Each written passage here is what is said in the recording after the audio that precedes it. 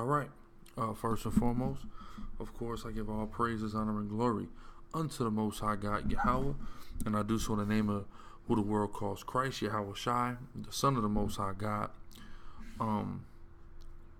Man, it's your brother, Chief Priest Alazar Lawyer, aka the Guerrilla Hebrew, and I'm back. What episode is this? My fault. I don't even know what episode I'm on. Not high. It gotta be 12 or 13. Forget a cough. Forget it. Yeah, number 13. Okay, cool. Number 13 for the Serranos. Yeah, so I got a little bit of a cough, so y'all gonna have to forgive me for it. But I said I was gonna do this.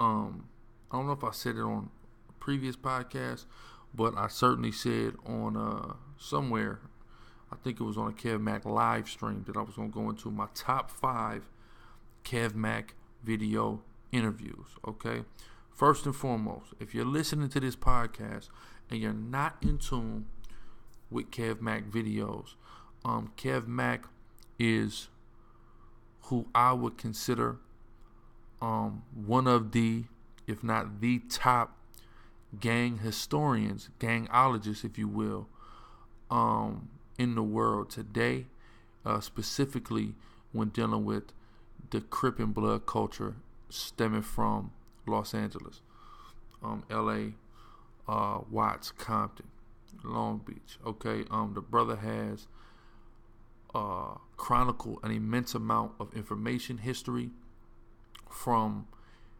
several of the key players and those who are close to them over the course of many years. He mentioned how he had started recording gang history starting with the Peace Treaty in 1992, and I believe possibly even before that. I think even before that, to be honest with you. But the brother has done an immense amount of work as far as these things go. And he has a channel, it's called Kev Mac Videos. I believe he has another one called Kev Mac Live Stream, something to that effect. Let me look now to be sure. I'm subscribed to both with the bell. Anybody who spends any time around me, any considerable time around me in my home, has definitely had to watch Kev Mac videos, because I'm going to watch it, period. Nothing nobody can really do about it. So yeah, I forget, did he take his live channel down? Well, just look up Kev Mac in your YouTube search. It'll pop right up. Kev Mac videos. He has almost 30,000 subscribers right now, 29,816 as I'm looking at it. And the Most High God, I know people may look at this some way, but you got to take a look at how God is magnifying certain individuals for certain purposes. And I believe this brother certainly has a purpose. And there's certainly divine inspiration behind it. I believe people need to understand these things, and people need to see the maturation that these brothers who were the founders of many of these organizations have come to. And it could help be a good example for brothers who have followed in the footsteps of the path and the trail that they've blazed. Especially in factoring into hearing these stories about niggas being in middle school, junior high school, starting these gangs. And, think about the very adult repercussions that's come from juvenile decisions with starting these organizations, as well as clearing up many of the misconceptions. One of the main misconceptions that he's managed to clear up through the interviews that he's done is the misconception that the Crips started as a replacement of the Black Panthers, and it was to protect the community. I believe many of the founders have proved that to be false, and I know that spin has kind of been put to turn the Crips into a positive organization. But the founders kept it 100. There was never anything positive about it. It was about bravado, machoism, stunting on the next brother, bullying, etc. And it was. Are there positive aspects to being in a gang, being a Crip in particular? Of course there is. I'm speaking as somebody who was introduced to and brought into, put onto that life before I was a double digit in age. I started getting introduced to that and started wanting to be a Crip at the age of 7 years old. So just speaking from my own personal experience, there's certainly positive things, and I had a lot of not father figures, because I had a father in the home, but I had a lot of big brother figures certainly, it takes a village to raise a child, as they say. So, with that being said, I certainly saw a lot of big brothers and uncles and people who I endeared in that regard, who to this day, my G homies, they especially the ones I was closest to, they don't call me their little homie. They call me their brother, their little brother. There was people who are familiar with my history, or not.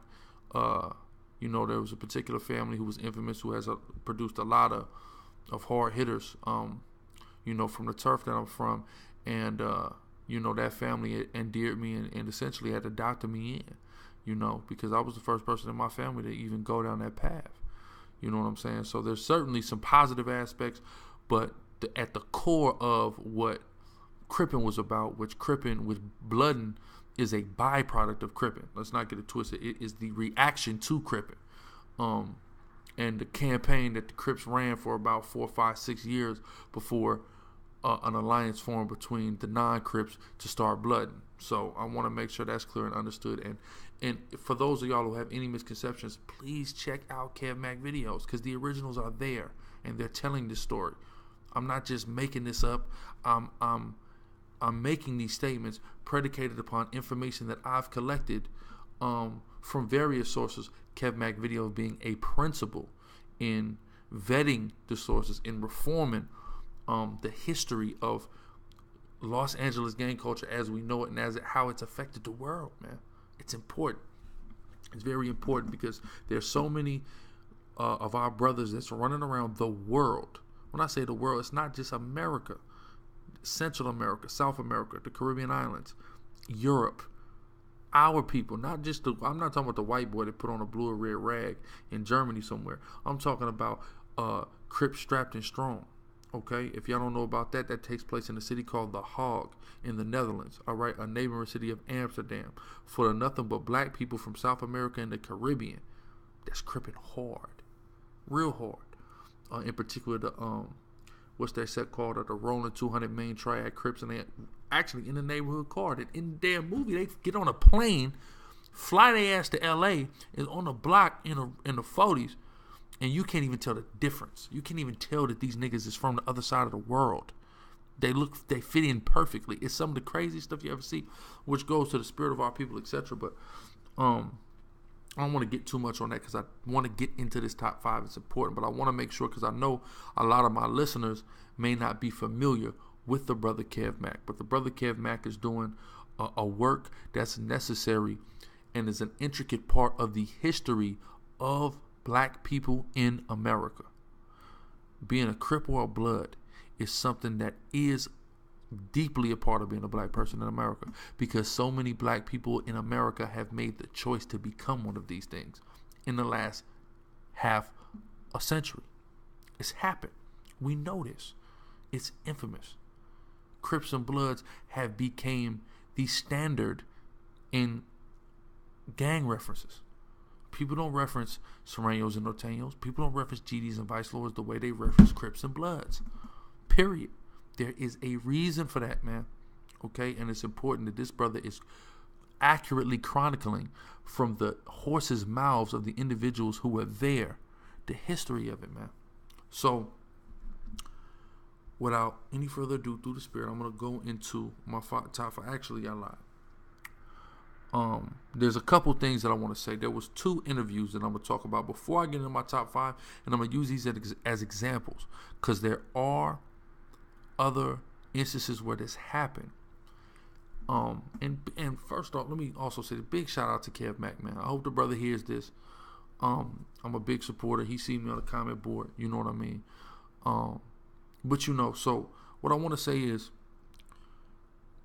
you had the Neighborhood Compton Crip interview that aired recently. Not too long ago, you also had the Grandies, the original Compton Crip interview, and you had the Center Park Bloods. Well, shout out to the CPBs. Of course, I'm not gonna name the brother, but a brother closely affiliated to the individuals who were in the interview of the CPBs. He's a brother that's in the truth, in the knowledge of that he's a Hebrew Israelite, learning, studying. Talk to the brother all the time. Big shout out to that brother. the thing was, I would say those 3 interviews as well as others, but those 3 stick out the most to me because I feel like those 3 interviews would have been great. Would have been monumentally great and undeniably top 5s, except for it was too many niggas talking at once. That can ruin things. The Bible teaches us, interrupt not a man in the midst of his speech.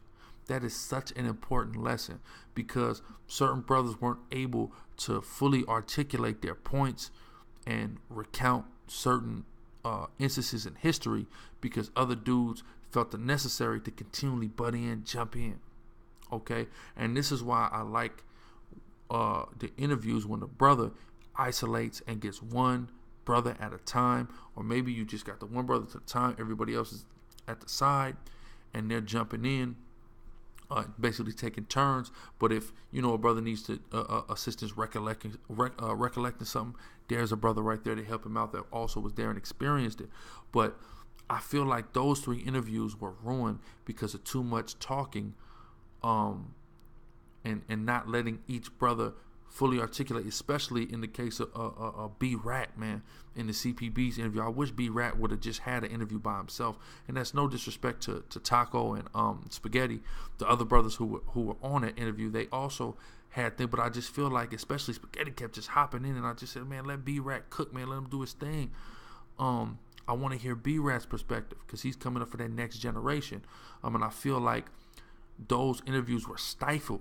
You understand what I'm saying? By people jumping in and the interview with the NACCs, the one brother, the younger brother, because it was the 2 brothers, I forget their names, but the younger brother, I really wish it would have just been an interview him by himself.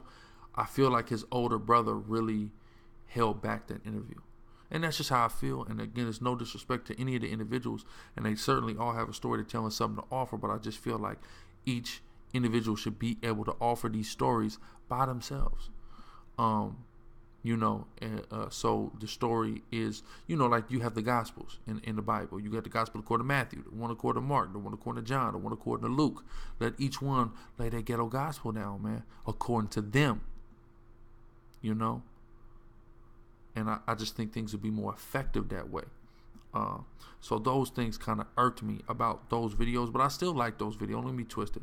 I still like them. I still like the vast majority of the content that the brother Kev Mack uploads. There were a few ones that, I kind of didn't like, but guess what? Even if I didn't like it, even if I thought it was boring, I still watched it because I'm still trying to get the history out of. A lot of the guys who were like members of the Slawsons and the pre-Crip and Blood gangs, them was kind of boring to me. I'll be honest.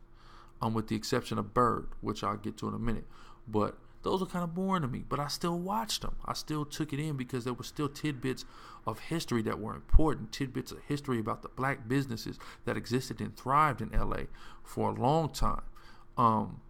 And where in the hell are they now was all I was thinking about when I would hear them. So there's still information there that you could get, even though it may not be your thing. I know the brother recently did an interview with the Santana Block Crips that are out of New York, and a lot of people disliked it, but there's still information you can get. He's still documenting history of how the Santana Block Compton Crips got all the way 3,000 miles away into the Bronx and into Brooklyn. Those were important. But I'll get to that in a minute. Let me give you my top 5. All right? So my top 5, I got to start at 5. Number 5 is the 2018 interview of Barefoot Pookie. The brother Kev Mack has done several interviews of Barefoot Pookie, but the 2018 one is the one that I'll put in at number 5. Okay, for those of y'all that don't know Barefoot Pookie, he was on you'll see him in various gang documentaries, but as well as he was on that show called The Peacemaker that was airing on A&E a few years back, almost 5, 6, 7 years back on A&E, and he's identified there as a member of the Payback Crips, which are based out of Gardena, California, just south of LA. For those of y'all that aren't familiar with the geography, but he is an original West Side Crip. Okay, for those of y'all again who don't understand how the Crips started on the east side of South Central, what is now called South LA. Okay, what is the east side? It's east of Main Street, or some would say east of the 110 freeway. Okay, But it started there. Then they expanded to the West Side, and they began to be known as the East Side Crips and the West Side Crips. They later would expand into Compton, and then the third would be the Compton Crips. All right, and then it evolved from there. Now you have them all over the damn world. But one of the original West Side Crips was Barefoot Pookie. Okay, he had his own gang. I believe he was a part of the Smacks, if I'm not mistaken.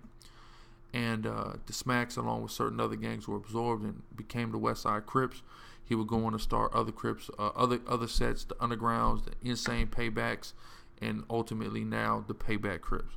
All right, but Barefoot Pookie, man, Barefoot Pookie being an original, dating all the way back to the origins of the West Side Crips, and even having the knowledge that he has of before his joining and things of that nature, and how different sets got started, and his role in starting different sets. And he even spoke about how the Brims got to San Diego, because I've lived in LA, but I predominantly, as far as California goes, lived in San Diego.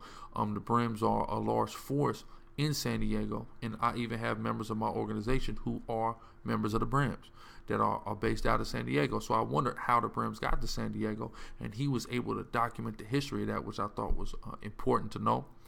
And I kind of had poked some fun at the brother who's a Brim in my organization about it once the history was given by Barefoot Pookie. So that was very valuable to me in particular.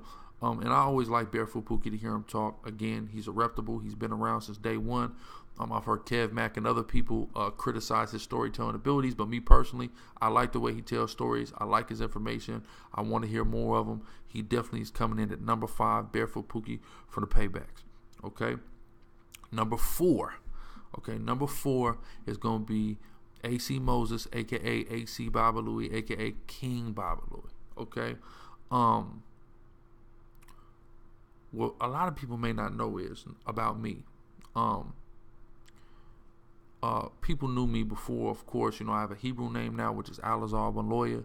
I have a title of Chief Priest, as well as a nickname of the Guerrilla Hebrew, right? Hence the podcast is the Guerrilla. But of course, prior to my awakening, I had names and identities. But my first and middle initial are AC.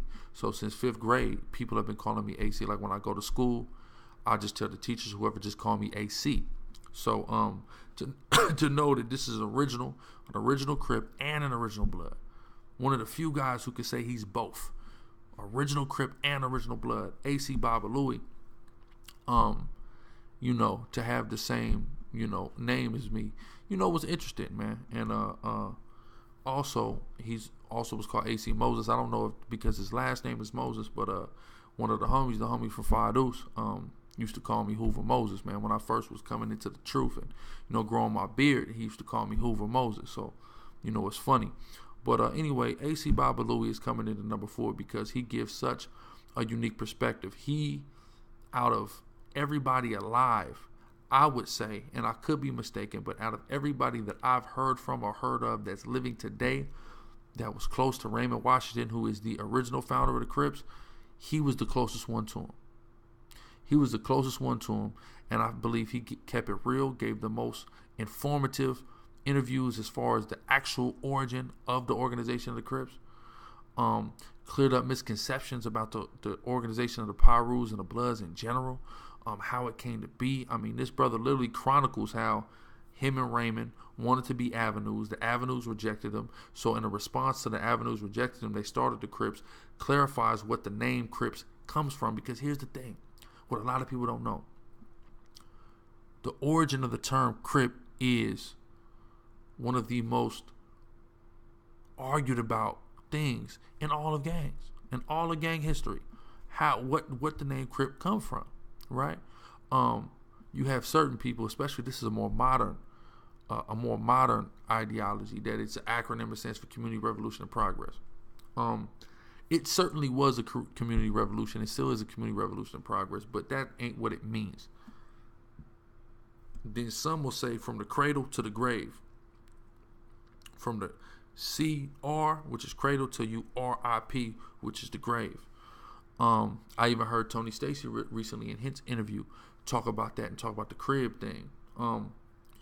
But I think now, as much as I love Tony Stacy, his book just came out too, A Voice from the Trenches. I recommend it. Much as we love Tony Stacy, I am compelled to side with AC Babalui on this, because he said the reason why certain people had crib tattooed or were calling themselves cribs is because of an air of illiteracy that people was having, and the CRIB instead of the CRIP. And he says that the whole Crip name came from there was a particular individual of a gang called the Avenues that Raymond and AC Babalui looked up to that was extremely buff. So they mimicked him and they tried to get buff like him, and they would walk in the way he would walk. And he walked like that not because he was trying to be cool, but because he was crippled. That would be the day what people call a bell or a sag. You know, the G walk, what Stone Cold Steve Austin imitated and called the BMF walk, etc. That's that limp. Niggas walking with a limp. And that's something that I used to, do, and I still kind of do pretty much because I stuck with me because I used to practice it as a youth, and I was mimicking older brothers to me. And that really all goes back to this individual who was a member of the Avenues that Raymond and AC Babalui took a liking to in that Crip culture, went and traveled all around LA where they was belling around or sagging or limping around like that. And as the Crip culture traveled up the 5 freeway to where I'm from, Tacoma, Washington, that came there as well and got to those brothers as well and eventually got to me. So that's interesting. So that type of history is you can only really get that from Babalui because he was one of the few brothers that was living that was that close to it. He's literally a horse out of the horse's mouth. He is literally an original Crip. Then documenting how he moved to Compton, how when he was in Compton, he lived on Piru Street. He had family on Piru Street, and how he began to run with the Pirus and really start and magnify the Piru identity as a gang. And him being one of the paramount figures in the formation of the alliance that is the Bloods in the jail system. These are all things we don't know because we know about Raymond Washington. We know how the Crips were started. Okay, and Tukey come later. Tukey come on the west side with the aforementioned Barefoot Pookie. All right, for those of y'all that don't know, I'm trying to, I'm speaking to this, and I know a lot of viewers of Kev Mac videos may be drawn to this via the title of it, and they may be familiar with these things because they're as astute in this information as I am. But I know that other of my regular audience is not necessarily going to be that, so I got to make sure that I'm speaking in layman's. But we got to understand that Tukey is not a Crip founder. Tukey was an original West Side Crip, but the Crips started on the East Side, 1969. All right, this is prior to Tukey. No disrespect to the brother, no shade to him. He, of course, was an influential member of the Crips, right? But the brother is not the founder. Okay, I just want to make sure everybody who's listening to this understands. And if you don't believe me, just go watch Kev Mac videos and you'll find out. Okay, but Babalui going into, again, formulating Pirus, formulating the Bloods, how the Piru thing traveled around Compton to the different parks and the people getting in allegiance with them. I mean, he goes through all of this, and he has one of the most unique perspectives, and he is an authority, I believe, because of how close he was to Raymond, and again, being an original Piru Street. And also clearing up, because a lot of us always believed that the Pirus were Crips first. Piru Street Crips. That's been propagated out there. He clears up that misconception with saying he was the only Crip on Piru, and eventually he decided to go the Piru way and push the Piru card. Coincidentally, of course, we know Piru is, as they say, Piru is Crip spelled backwards with the C on his back is what they say, which is interesting.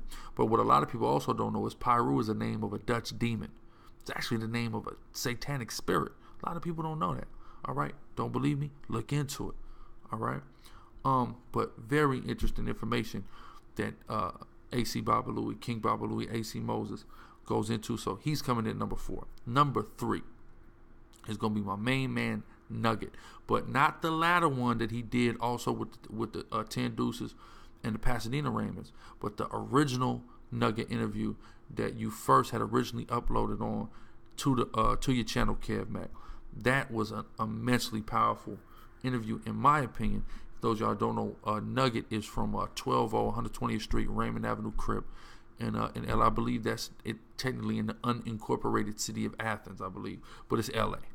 And what a lot of people don't know is one of my childhood best friends is actually, he's from 12 Raymond in LA. So but Nugget, man, he gave such entrenched history on not only the Raymonds, how the 10 Deuces came about, because a lot of people don't know the 10 Deuce Raymonds are in Inglewood. Inglewood is a vast majority, predominantly blood city. So it's always interesting to see how the Crips in Inglewood came about, you know. He goes into literally the story of basically scaring the 10 Deuces into becoming Raymonds, which was an interesting and a good story. And he also touches on the Tongan Crips, which are another important factor there in Inglewood and being a part of the world family. You know, back in the day when I was young, I used to deal with a girl from over there, you know, and she would always push what we call the famous line. The famous line being the world famous Raymonds, Raymond Avenue, 120th Street, 110th Street, and the Pasadena Raymonds, and as well as the Tongan Crips would also push that line. So I'm always interested in information regarding that, being that they push Tongan Crip. They're quote unquote, they're another race, but they still are representing the famous card. The same way that you have the Sons of Samoa Crips representing the gangster card to a degree, and being in association with the H-Track gangsters, etc. So Nugget brought out a lot of good information in his video. So he's definitely number 3 on my list. I definitely recommend that. Man, he was giving a lot of information, and also relationships with the Raymonds, because the Raymonds are an interesting gang, man. The Raymonds are not a part of, and again, if you're not familiar with these terms, I ain't gonna lie, I'm not gonna explain all of this to you. So those who are in the know, you're gonna know what I'm talking about. But the Raymonds not being a part of the neighborhood card, but being so closely associated with neighborhoods, yet at times engaging in beefs with neighborhoods, worst enemies. Like I said, my best friend from 8th grade, man, he's a 12 Raymond, and he told me straight up, it's in his opinion, his worst enemies are the 9 Deuce Legends. They neighborhoods. Right? So there's a very interesting dynamic at play when you're dealing with the Raymond Avenue Crips, man. And Nugget, you know, he speaks on a lot of that. So I really like that Nugget interview. So I have him in at number 3. Okay. Number 2. My number 2 on my list is the Undergrounds. Okay. Featuring Big Wack and Big Chip, man. That was also an immensely informative interview, man, and I liked the overall positive overtone, not even an undertone, overtone that they were trying to convey of, y'all, we done did so much, we done lost so many people, we have to stop this, we have to talk, we have to do gang intervention, we got to get these youngsters up out of this, man, you know, because for those of y'all that don't know, they had that 100 days, 100 nights thing. I did a video on that when it was going on, and you know, it got over 30,000 views, man. And people want to hear all about it, man. But these were the guys that were involved. You know, the Undergrounds. That set was involved. Undergrounds and all the, you know, the other Rolling Hunters, the Hoovers. You know, that's what it was between, man. And that was a bloody war. And a lot of brothers died behind it, man. And it's unfortunate. And Big Wack and Big Chip, man, they were really speaking to the history of the Undergrounds, how they came to be Undergrounds. You know, and all the various things from day one that had occurred all the way to then, their original members of the UGCs, because again, the UG was going back to Barefoot Pookie was a name that they used, but the ones who really took it and pushed it were guys like Big Wack, guys like Big Chip, who were in this interview. So that they got a really great interview, and like I said, they had an overall message of positivity, man, and the type of spirit that they came in that interview is a spirit that I want to see sweep all gang members. They're tired of it, but also they want to forgive each other. I saw forgiveness in those brothers, man. Forgiveness and a want to move forward. And it's a shame that the average nigga gotta have grandkids before he gets in that idea in his head, man. You know, and I understand. I don't want to get too much on me because it's the top 5, but I understand, because before I came into this knowledge, I had no desire to slow up, to stop. There was nothing in my mind that could get me to stop this. Pushing a line, gangbang. There was nothing. I had been shot. All kind of stuff happened to me, right? And there was nothing in my mind that was telling me that maybe I shouldn't do this. I moved from where I lived to a whole nother place 1,000 miles away. I could have easily told everybody I didn't gangbang and lived an entirely different life. But I wanted to let niggas know, and I wanted to push the line. Then I started putting niggas on there. I'm going to bring my set here. You see what I'm saying? Did all these various things, and I didn't want to stop. It literally was learning the knowledge of God, and I fought it for a long time, up until I didn't have a choice anymore. The Most High God said, look, you either going to be my priest or you're going to be in the streets. So I had to make the choice, and I chose to be his priest, and he's blessed me immensely ever since through the spirit and power of Yahweh Shem Yahushai. But that's a rare thing to a brother as young as me, because again, I started learning at 17, but I didn't fully, I started teaching, but I'll be honest with you, I was still playing in the streets while I was teaching. There's nights that I put in work, and the next day I was on the streets teaching, putting work on my own people, and was on the streets teaching. I was a hypocrite during that time period. It was a small window of time, but it still existed, and it literally took for the Most High to really shake me up, as far as put me through some hell, and ultimately even put me in a cell, which I got out in February 2013. But again, I started teaching in January 2011. So it was like a 2-year off and on thing where I was in and out the streets while still teaching, and up until the point where I got in the cell, and I said, okay, well, the Most High basically put it on me, like, either this is going to be your life, being in and out the county and even possibly going to the pen, because this is what comes with being in the streets, or you could just, do what you're supposed to do and preach this word and build this kingdom. And that's what I've been doing since my release, leaving the streets alone in totality. And, man, I've been blessed immensely. But it literally took that for me to come into this realization, so it's sad that it takes those extreme things to do it, and I wish that spirit that Wack and Chip were in, of the UGs, would just sweep over all of us, man, and we could learn to forgive one another and move forward into positivity, and that positivity is the truth that's in this Bible, that we are, as blacks, Hispanics, Native Indians, the nation of Israel, that who the world calls Christ a black man, Yahushua, his real name in the Hebrew, is coming to save us, man. Those are the things that need to sweep over our people, because that's the only thing that's going to benefit us at this point, right? But moving on, without any further ado, I want to give my number one, man.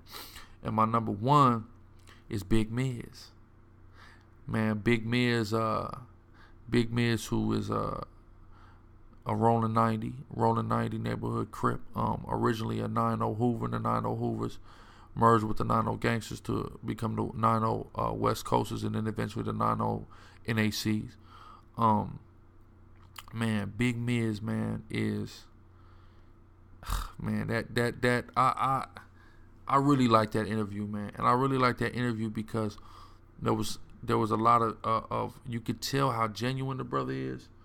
You could tell how genuine he is, the level of maturity that he's came to. And just the spirit, he got a spirit, man. He got that light up the room spirit, man. Real cool brother from what I perceived of the brother through the video.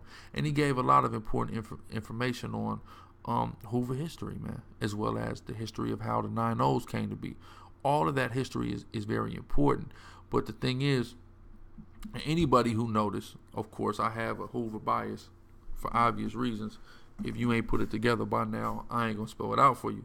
But from Big Miz to the Big Wack and Big Chip, the UG interview, the Nugget interview, and even the Barefoot Pookie interview, there's a lot of Hoover information that's spilled there. Because Kev Mack has now to this point been able to interview Hoover, which is Tony Stacey, but that interview is not too much entrenched in Hoover history, which he damn well know we wanted. But it's all right. We know they told us it's coming soon. We know the brother got to put his books out. It's a money thing for him.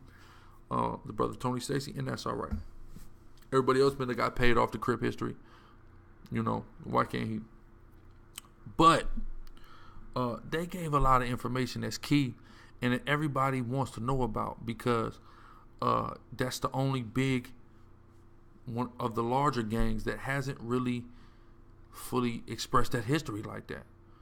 A-Track gangsters have done it to a degree. The East Coasters, the neighborhood 60s, now the 90s. But the Inglewood families is on it. He had 2 different brothers from IF. But, you know, and these are the larger gangs. The original Pyru, you see what I'm saying? These are the larger gangs. The Hoover was the only gang that was excluded from that of the larger gangs that hadn't told the story. So to hear, you know, because Big Miz, of course, was a Hoover at one point in time before, you know, the split came with the 9-0s. But this information, man, it was important, it was informative, and it's what we needed. Excuse me, it's getting a little hot. I gotta take this hoodie off, but it was informative, and it was what we needed, and you know, because there was a lack thereof. So he was able to give a lot of good information, you know. And like I said, he kept it 100, man, and I really loved that Big Miz interview a lot. I'm gonna give some honorable mentions though as well. I got some honorable mentions, and the honorable mentions are Cutes. Cutes from Magnificent Seven. Crip, what I said, I don't know how they didn't let the Magnificent Seven. That's one of the hardest names. They should have just let that Magnificent Seven ring out. Cutes, which I could tell his ass was in San Diego in that interview. I know that park that they was at, man. Been over there many times. You know, but I was just like, damn, I wonder why I never ran into him. It seemed like the brother live out there. I wonder why I never ran into him. But yeah, big shout out Cutes. The Kitchens was another honorable mention. Love the Kitchens interview. Bird, man, Bird with that history. Bird smart, man. That brother, that, you know, an elder brother in the community, man. And Bird was able to give a lot of good information just in general, man, on the history of Los Angeles. He was able to go into the history of a lot of Hispanic gangs and deal with his relationship, black and brown relations prior to all the politics, a lot of the politics that exist today, which are kind of diminishing today. But, you know, they exist for a time. And he was able to talk about how good blacks and browns were getting along and how many blacks was from Hispanic neighborhoods and, you know, things like that. So Bird had a lot of good information. I like that. But last but certainly not least for the honorable mentions is the Santanas, man. Thing I liked about the Santanas, I like the persona of gangster. Of Melly Mel, man. They have great personas, man. And what was crazy is, you know, I watched the New York Santana interview, and Melly Mel mentioned the House of Consciousness, you know, which I'm a part of that umbrella. You know, we were just at those awards, etc. Back in July.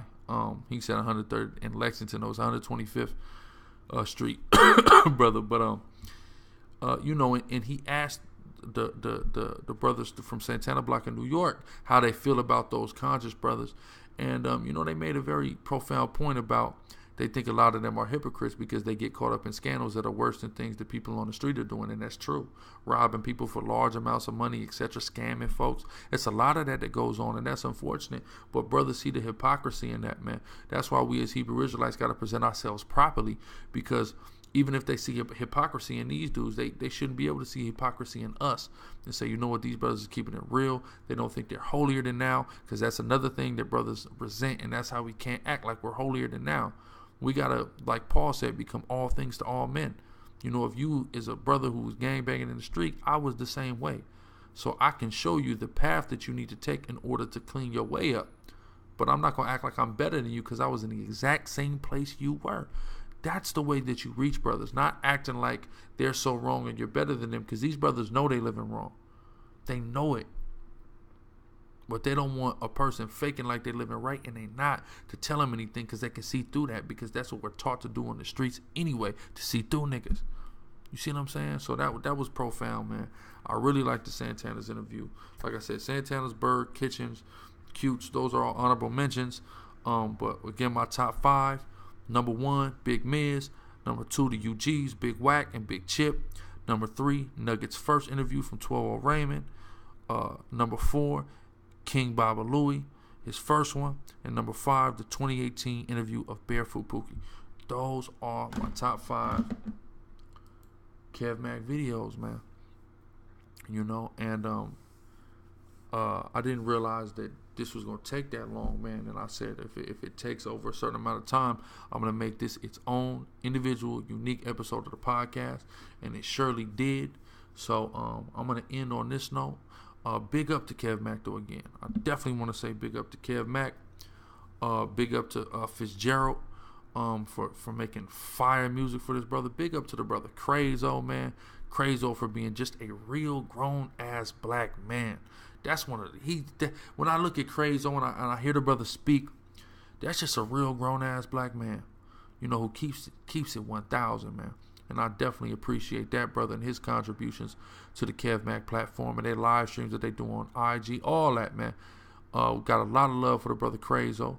And the reason why I didn't mention Crazo in my top is because, of course, he's not an original. But you know, he is an original little homie and a real man. Most importantly, man, he gives a lot of insight on just being a real grown ass black man that we need. You know what I mean? That needs to be heard by the masses of our people, man, for sure.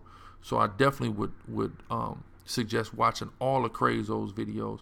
I believe that it's a series called A Little Homie's Perspective.